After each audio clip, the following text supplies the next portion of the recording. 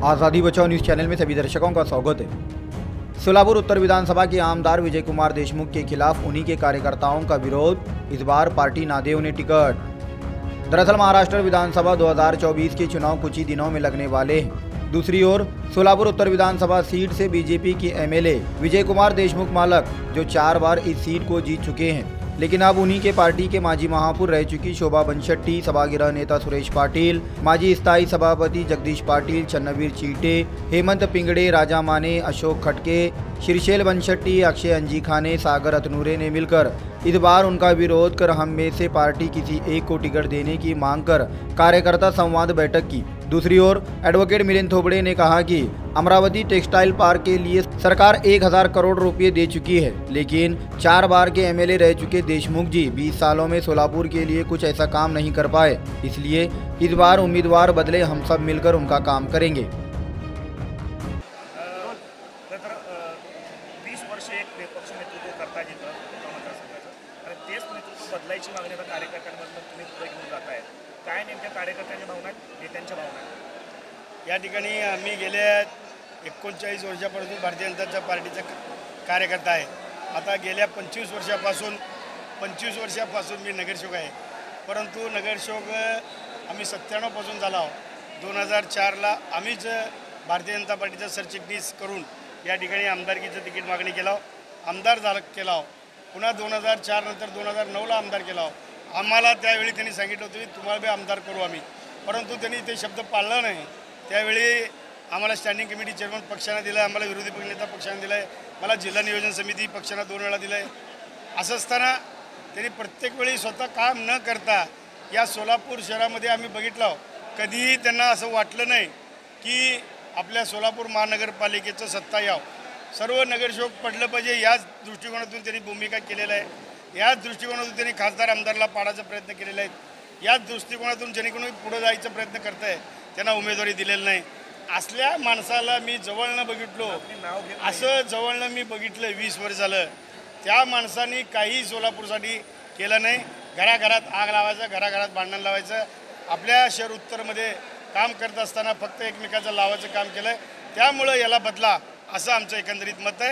यांनी काय या सोलापूरचा सुजलाम सुफलाम करू शकला नाही, हे सर्व असताना सोलापूरचा विकास केला नाही, सोलापूरचा मूलभूत सोयीसुविधा केला नाही, असं असताना याला पुन्हा उमेदवारी कसं द्यायचं?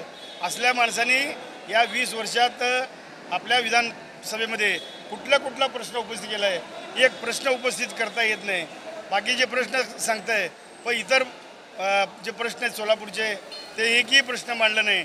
फक्त स्वतःबद्दल जेव्हा आरोप होत आहे, कोणतरी आमदार केला असेल ते मात्र खोडून काढायचा प्रयत्न करत आहे। असला आमदार आम्हाला नको आहे। आम्हाला काम करणारा चांगला कार्यकर्ता आमदार झाला पाहिजे। हे भारतीय जनता पार्टी आहे, हे कुठल्या पक्षाने मोठं केलेलं नाही आहे। या कमळाला आमच्या पार्टीनं मोठं केलं आहे, म्हणून चांगल्याला उमेदवारी मिळावी एवढीच आमची आशा आहे। 4 टर्म स्वतःचं नेतृत्व त्यांनी सिद्ध केलेलं आहे, निवडून आलेले आहे, आणि अशा माणसावर तुमचा विश्वास नसेल म्हणताय। नाव तुमचं नाव पण घ्या त्यांचं, काय कुणाचं नाव घ्यायचं आहे? त्याला सर्व नावं घेणारे माहीत आहेत, ते विजय देशमुख आहे हे सर्वांना माहीत आहे। त्यांनी मालकशाही आणलं आहे हे सर्वांना माहीत आहे। ज्याचं नाव घ्यायचं इच्छाच नाही, ज्यांनी सोलापूर शहराचं आणि सोलापूर शहराचं नेतृत्व केला नाही, त्याचं नाव घेऊन त्याला काय मोठं करायचं? हो, त्यांनी काय केलं सांगा की? घराघरात महेश कोटेच्या घरात भांडण लावायचं, जगदीश पाटलाच्या घरात भांडण लावायचं, सुरेश पाटलाच्या घरात भांडण लावायचं, प्रत्येकाच्या घरात भांडण लावायचं, प्रभागातलं एकही काम करायचं नाही, भावामध्ये भांडण लावायचं, प्रभागात एकाला उचलायचं, एकाला खाली करायचं। जे शहर उत्तरमध्ये निधी येत आहे, यांनी पालकमंत्री असताना कुठलं काम केलं तो साहेब? यांनी किती मंत्री होते? यांनी राज्यमंत्री असताना एकाच जर मोठं काम कोणतं प्रोजेक्ट वगैरे आणलं आहे का? आता सांगायला आहे मी उड्डाण पूल आणलो, मी परिवहनचं हे करायला लागलो, मी ते करायला लागलो। अहो, एक तुम्ही आमच्याबरोबर आमने सामने बसा, तुम्ही खरं सांगा हो, या सोलापूर शहराला 20-25 वर्ष झालं पाणी नाही, या सोलापूरला पाणी आणू शकलं नाही तुम्ही, आणि तुम्ही लय मोठेपणा सांगू नये। लोकांना कळलं पाहिजे यांनी कुठलंही काम केलं नाही। 20 वर्षात या लोकसंख्या आमचं कमी झालं आहे, 10 लाखाच्या पुढं लोकसंख्या जाईन। याचं कारण आहे हे काम करत नाही, हे बिनकामाचा आमदार आहे, हे कुचकामी आमदार आहे। त्यामुळं आम्हाला बी वाटते भारतीय जनता पार्टीचं नाव बदनाम व्हायला आहे। याला चांगला उमेदवार या ठिकाणी मिळाला पाहिजे, चांगला नेतृत्व या ठिकाणी मिळालं पाहिजे। तुम्ही 20 वर्षात काय केलं नाही, ते आमच्यापैकी कोणीही आमदार झाला ते 5 वर्षात करून दाखवू. नाही केलं तर याच्यापेक्षा जास्त नाव बदनाम करू. मला जर मी मिळालं तर मी बी काम केलं नाही, तुमच्या माध्यमातून तेही सांगतो, माझ्या घरासमोर आंदोलन करा. मला या ठिकाणी जर पुन्हा आमदार जर देत असतील वरिष्ठ तर मला कट करण्याचा तुम्ही प्रयत्न करा, पण असला आमदार देऊ नका. चांगला लोकांचं कार्य करणारा, काम करणारा, सोलापूर शहराचं विजन करणारा, सोलापूर शहराचं खड्डापूर करणारा, सोलापूर शहराचं कचरापूर करणारा आमदार नको आहे. नेतृत्व बदला, भाकरी फिरवा आणि उद्या जर पिडले तर भारतीय जनता पार्टीचे कार्यकर्ते, भारतीय जनता पार्टीचे नगरसेवक लोक पाडले असं म्हणू नका. आता बघितलं खासदारकीला एक चूक झालं आहे, पुन्हा आम्हाला चूक करण्याची संधी देऊ नका. चांगलं सर्वे करा, सर्वे करून या ठिकाणी बघा कुठला उमेदवार चांगला आहे, कोण चांगला आहे, कोण नाही असं बघून तुम्ही या ठिकाणी उमेदवारी द्यावी. हे आमच्या पार्टीला कळकळीची विनंती आहे. पुन्हाच तुम्ही विनंतीला मान न देता तोच आमदार दिला तर आम्ही पाडल्याशिवाय राहणार नाही. महापौर राहिलेले आहात. आज आपण भारतीय जनता पार्टीच्या सर्व कार्यकर्त्यांचे संवाद मेळावा म्हणून आपण शिवानभाऊ मंगल कार्यालयामध्ये आयोजित केलेले होते.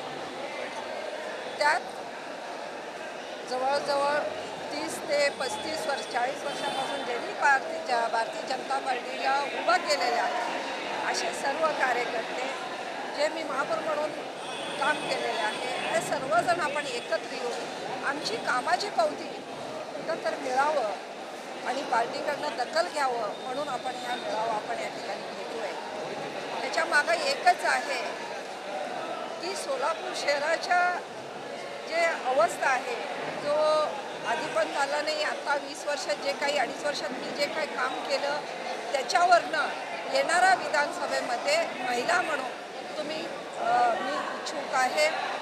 तर मोदी साहेबांनी म्हणतात महिला सक्षमीकरण करायला पाहिजे, महिला पुढे यायला पाहिजे. तर ह्या बेसवर मी सर्व कार्यकर्त्यांच्या आज संवाद मेळाव्यात आज प्रश्न टाकला की महिला म्हणून मला ह्या ठिकाणी संधी दिलं तर जे काही 2.5 वर्षात मी काय काम केलं ते पुढच्या 5 वर्षात खरंच मी भारतीय जनता पार्टीचं काम करू शकते.